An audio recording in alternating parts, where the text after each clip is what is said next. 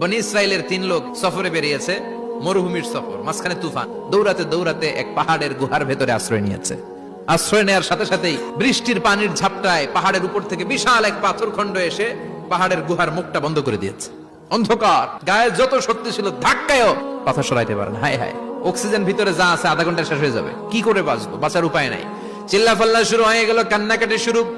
একজন বলে, তোমাদের জীবনে কার কি ন্যাক আমল আছে, যেই ন্যাক আমলটা আল্লাহর ভয়ে করছিল ওইটার ওসিলা দিয়ে দোয়া করে দেখো কিছু হয় কিনা। একজন হাঁটু গেড়ে চোখের পানি ছাড়া শুরু করছে, দোয়া শুরু করছে, আল্লাহ আল্লাহ, আমার বাবা মা ছিল বৃদ্ধ বৃদ্ধা, আমি পেশায় রাখাল, সারাদিন ছাগল চড়িয়ে রাত্রিবেলা দুধ আনতাম, সবার আগে আব্বা আম্মারে দিতাম। একদিন গভীর রাতে এসে দেখি আব্বা আম্মা ঘুমায়, দুধের বাটি নিয়ে আব্বা আম্মার মাথার সামনে দাঁড়িয়ে রইলাম। আল্লাহরে ডেকে বলে, আল্লাহ, ওই দিন সারা রাত দুধের বাটি নিয়ে মা বাবার শিওরে আমি দাঁড়িয়েছিলাম, ফজরের সময় আব্বা আম্মারে দুধ খাওয়ালাম, তারপরে ছেলে মেয়েদেরকে দিয়েছিলাম। আল্লাহ, আজকের এই বিপদের দিনে কেউ বাঁচানোর নাই, তুমি আমাদের বাঁচাও। মুহূর্তের মধ্যে 1/3 বিশাল পাথর খণ্ডটা 1/3 ডান দিকে সরে যায়। এবার সে বলল, ভাই তোর কি আমল আছে বল। দ্বিতীয় জন হাঁটু গেড়ে আবার চোখের পানি ছেড়ে আল্লাহরে ডেকে বলে, মাবুদ, আমার এক চাচাতো বোন ছিল, তার প্রেমে আমি ছিলাম পাগল পাড়া। গোপন একটা রুমের ভেতরে ঢুকলাম, দুজনে জামা কাপড় খুলে ফেললাম, নেকেড হয়ে পাপ কাজ শুরু করব। ইন দা মিন টাইম আমার চাচাতো বোন আমারে বলে, ও আমার চাচাতো ভাই, আমারে তুই সতীত্ব তুই নষ্ট করে দিস না, ইত্তাকিল্লাহ, আল্লাহরে ভয় করে। এই শব্দটা যখন শুনলাম আমার ভিতরটা কেঁপে উঠেছে। আমি মুহূর্তে তোমার ভয়ে জামা পড়ে ওই রুম থেকে চিৎকার মেরে বেরিয়ে গিয়েছি।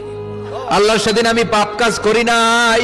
ওই দিনের ইবাদতটা আমলটা যদি তোমার কাছে ভালো লেগে থাকে, আজকে যে এই বিপদে আছি তুমি বাঁচাও। বলার সাথে সাথে 2/3 2/3 পাথরের খণ্ডটা আরো ডান দিকে সরে যায়। এবার আরো বড় ফাঁকা হয়েছে। এবার তারা বেরোতে চেষ্টা করলো, দেখে মাথা বেরোয়, শরীর বেরোয় না। এবার বাকি আছে কয়জন? সে দোয়া করতে শুরু করলো, আল্লাহ, আমি ব্যবসায়ী ছিলাম, অনেক শ্রমিক ভাড়া করে একদিন একটা কাজ করালাম, সব শ্রমিকের টাকা দিয়ে দিলাম। এক শ্রমিক টাকা না নিয়ে ভাগলপুর, এই টাকা দিয়ে আমি কয়েকটা ছাগল কিনলাম।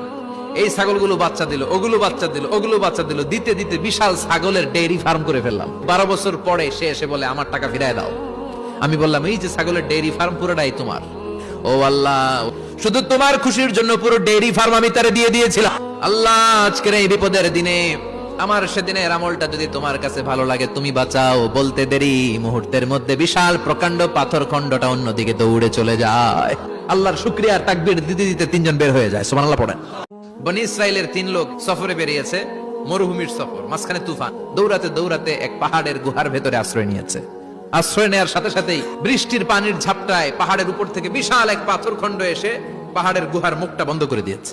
অন্ধকার, গায়ে যত শক্তি ছিল ধাক্কায়ও পাথর সরাইতে পারে না। হায় হায়, অক্সিজেন ভিতরে যা আছে আধা ঘন্টা শেষ হয়ে যাবে, কি করে বাঁচবো? বাঁচার উপায় নাই। চিল্লাফাল্লা শুরু হয়ে গেল, কান্নাকাটি শুরু। একজন বলে, তোমাদের জীবনে কার কি ন্যাক আমল আছে, যেই ন্যাক আমলটা আল্লাহর ভয়ে করছিল ওইটার ওসিলা দিয়ে দোয়া করে দেখো কিছু হয় কিনা।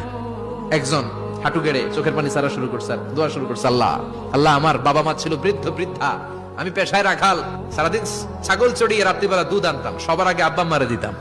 একদিন গভীর রাতে এসে দেখি আব্বা আম্মা ঘুমায়, দুধের বাটি নিয়ে আব্বা আম্মার মাথার সামনে দাঁড়িয়ে রইলাম। আল্লাহরে ডেকে বলে, আল্লাহ, ওই দিন সারা রাত দুধের বাটি নিয়ে মা বাবার শিওরে আমি দাঁড়িয়েছিলাম, ফজরের সময় আব্বা আম্মারে দুধ খাওয়ালাম, তারপরে